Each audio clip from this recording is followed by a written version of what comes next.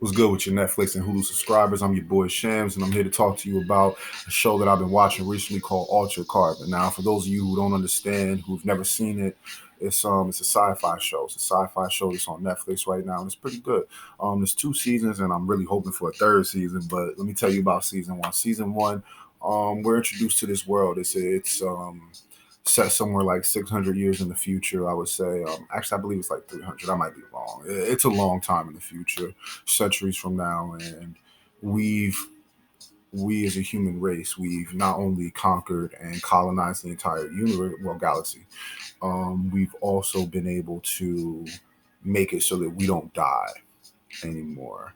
Essentially, they were able to create this technology which created these things called stacks, which go in the back of your neck. A stack is basically holding your consciousness, your soul, whatever, your essence. And if your stack gets blown out, you're dead for real. But if you just get shot in the chest, shot in the head, and nothing happens to your stack, they can take your stack off and put it onto another body, and you will wake up in that body.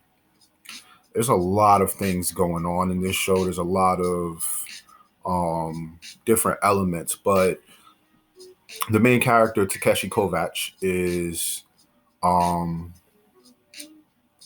essentially he is a member of a group that was, I guess the best way I could describe them is, like a group that was opposing the government in all of its forms when they were, colonizing the galaxy.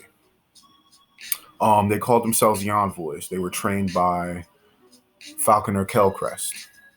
Falconer Kelcrest trained them to understand that their bodies, their sleeves, as they call human bodies, aren't the real weapons. Their sleeves are tools. They are the weapon.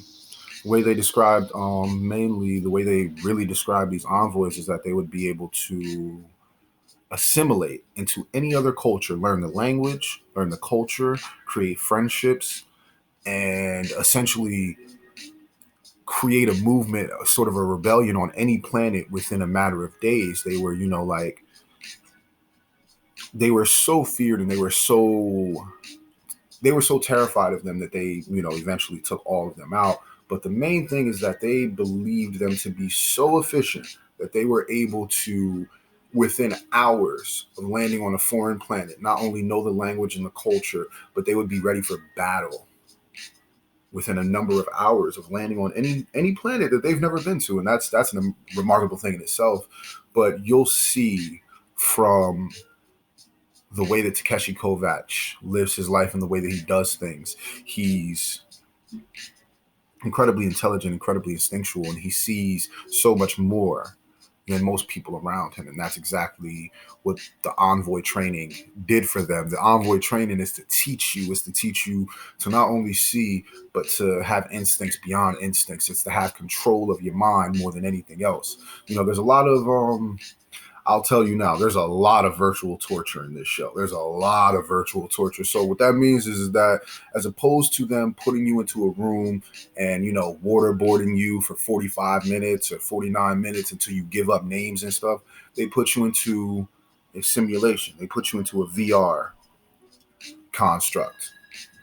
And in a VR construct, the person who goes in there with you, basically the person who is keeping you in there is supposed to be in control. As we learn from envoys, and certain people are mentally strong enough to where they do not allow someone else to control the construct ever. So you'll see that, these forms of torture aren't necessarily effective on everybody, but they are more than effective on most people.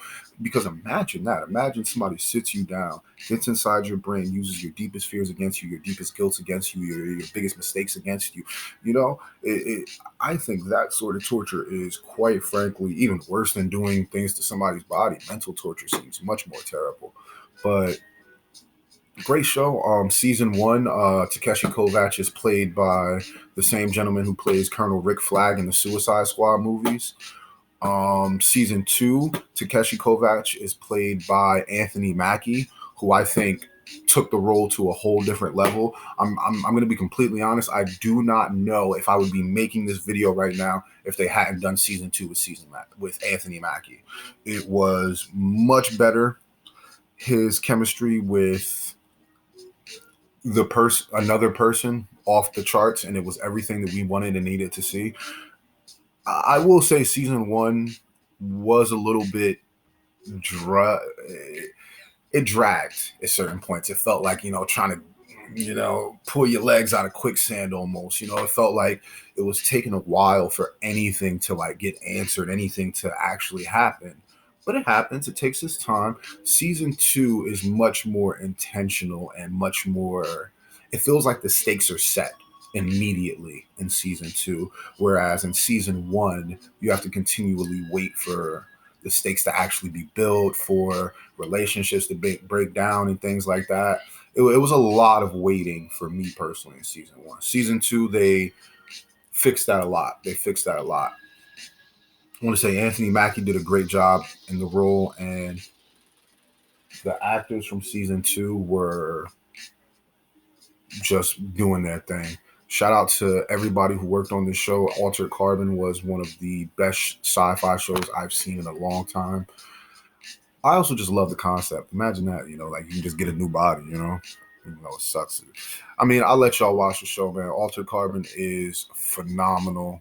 I think you'll really enjoy it. And if you got time on your hands, it's something perfect to watch, especially if you a binge watcher like me. It's only 2 seasons. You can get through it in a couple days, man.